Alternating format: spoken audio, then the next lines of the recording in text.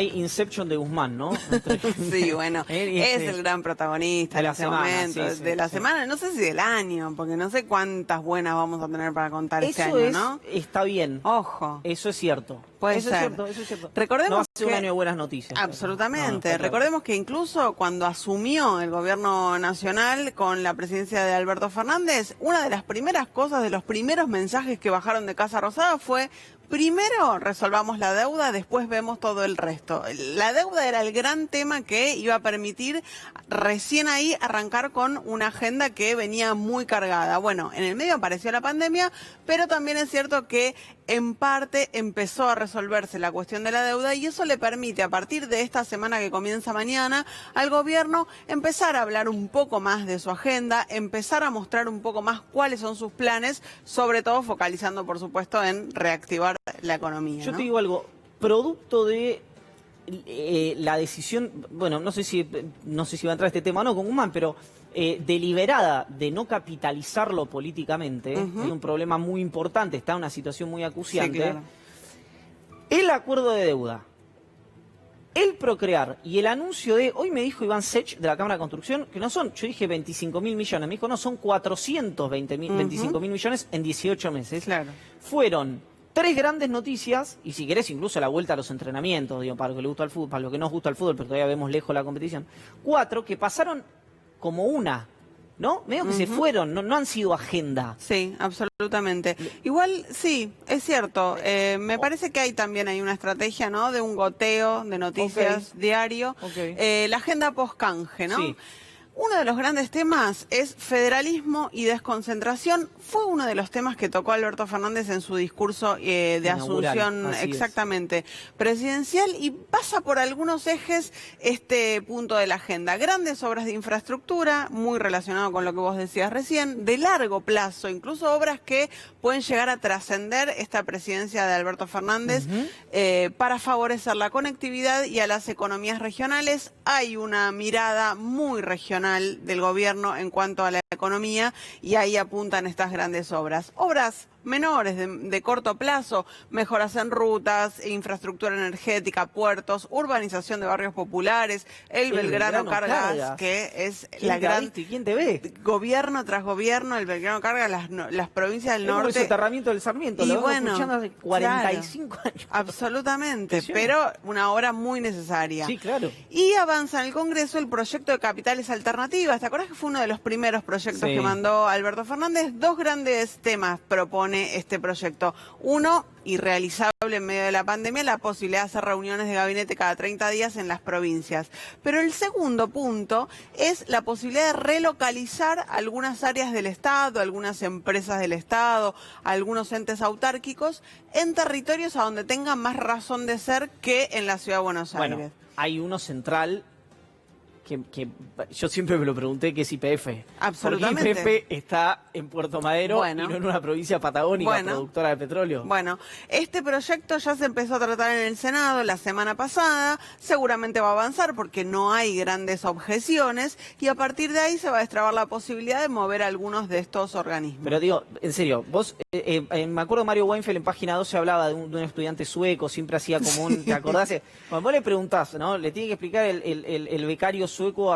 No, bueno, hay una compañía argentina de tecnología de punta, líder en el mercado, de producción, bueno, entre muchas cosas, que entre otras cosas forma parte de producción de petróleo.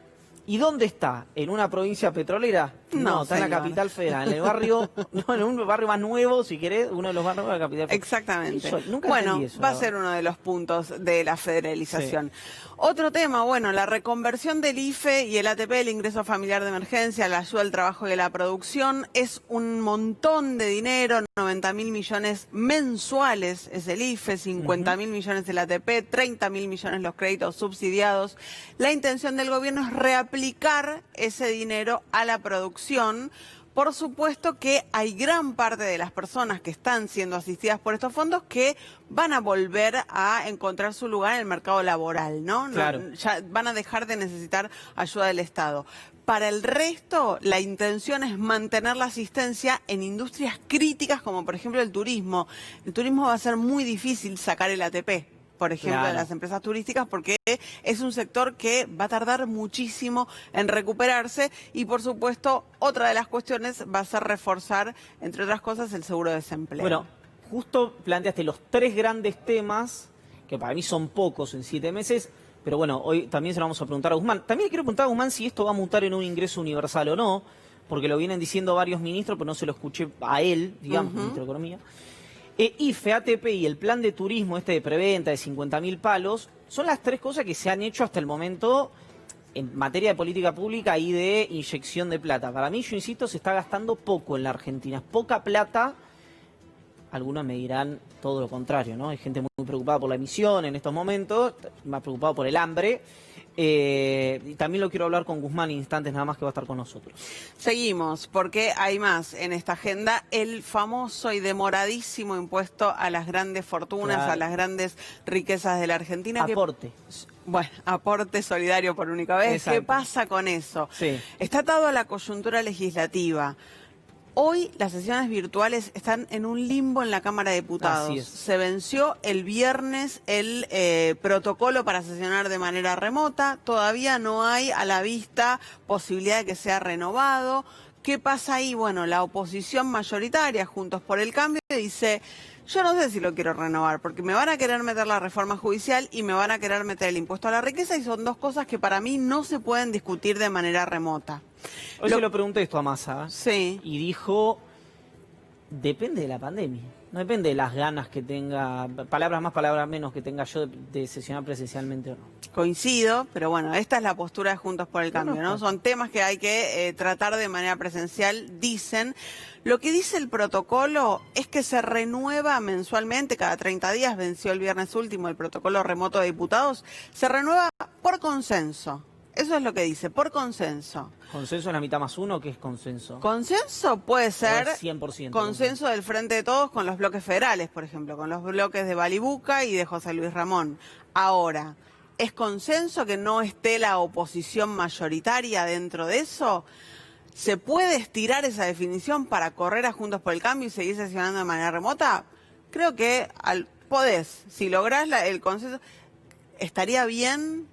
Serían sesiones que te quedan desprovistas de cuestionamientos, desprovistas, y me parece que ahí va a ser un poco más difícil encontrar la legitimidad de seguir sesionando así, si Juntos por el Cambio se planta como se ha plantado hasta ahora y dice: yo no renuevo el protocolo. Hay que ver, ¿no? Es un tironeo político. Sí, sin duda. Lo que sabemos de este proyecto va a ser a partir de los 200 millones de riqueza declarada, porque Y sí. la gente que tiene más de 200 Ya lo millones de hablamos, pesos declarados, muy probable. Creo que han dicho 25.000 personas Claro. que tenían eso, que no. Muy probablemente tengan alguna parte no declarada también. 200 millones de pesos Declarados. declarados. Sí. ¿Son 200 millones de pesos? Bueno, ya después lo vamos a ver. Tendrá una alícuota del 2 al 3,5% variable y asignación específica para urbanización de barrios populares y probablemente alguna otra obra de infraestructura. Bien. Y el último tema es un tema... Sí. No, algunos habían dicho que esto se tenía que... Es interesante esto, porque las discusiones internas quedan al frente de todos. Sí. Que esto se tenía que apurar, el proyecto, para que la guita que saliera de acá fuera para pagarle el gap que le faltaba, en teoría, al gobierno con los bonistas.